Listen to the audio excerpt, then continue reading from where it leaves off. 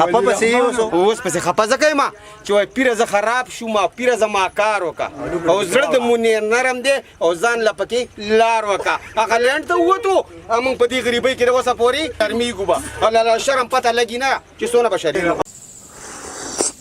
د ګوړې چای وه که کاوه وه ښه وه د ژمي یخه پخه شپه وه ښه وه د خاورو خټو او د ګټو جوړه خو د پښتون سړي اجره وه ښه وه. مړه نیازه که دا زما نه ډرامه جوړه کړې یار واه ورسې به یې راوړه چای راوړه مړه چای ضروري دی ټپې خو موږ په شپه کې هم کولی شو. منم دی یاره ګوره زمونږ یاران چې دي که نه نیازه که زما داسې یاران دي دا زما د غره یاران دي د کوم ځای نه یې چای راورسوې شعرونه به وې د کویکاب دیوان دې ونه ویني ګنې هغه خو دې بیخي تختوي د کویکاب دیوان دې ونه ویني ګنې هغه خو دې بیخي تختوي دومره غوسه مه کوه خوږه یاره د اننګو نه د سرخي تختوي ډېره بې شرمه هوا والوتله د جینکو نه سالوګي تختوي ای د اکبر د زمانې لټانو پاسه یې غوږونه درنه سپي تختوي. او منیر چې به ستا سره کار کوو نو په ایماندارۍ به یې کوو که بیماري به یې یاره منیر خو پیړې به یې ښه په دباو کې جوړولې او دیاړي به مې ول 80 روپۍ ورکوله او ټپکې به دې پیسو راوړي ټپکې به یې خو 10-12 راوړي.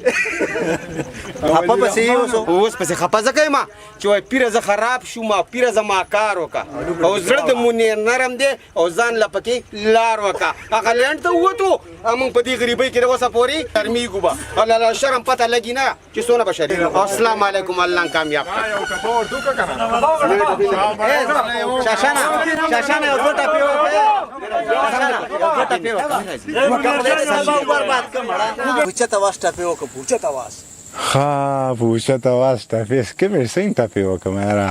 یا به دې هسې زړګی بد وي یا به دې بل زمانه ښه موندلی وینه یار په سفر ځې خوله به ورکمه او روجه دې ماته شي شپې ته به ونیومه او په یار مې بله جرګه وکړې که رضانه شو بیا به زه بې خونده یمه هندوستانې مېړه به وکړمه او په پښتنه خاوره دوه ځله کونډه شومه زمکې ته ټیټ شه خاورې ښکل کا یا لایق مې نه وې پاک الله درکړې یمه باچا خان بیا د جیله راغی او بې ننګه یار د 400 نه نه راځي نه بانه تاسو هم بند خبرې مه کوئ هغې له اواز ورکوئ خبرې مه کوئ دلته ریکارډینګ کوئ په خپله ژبه کې ورته ووایه اچھا او گل نہ کرو پیدا میں بھیتر پٹواوے اچھا گل نہ کرو خالی پھیرو خبرې مه کوه صرف ګرځئ که نه وایي صرف ګرځئ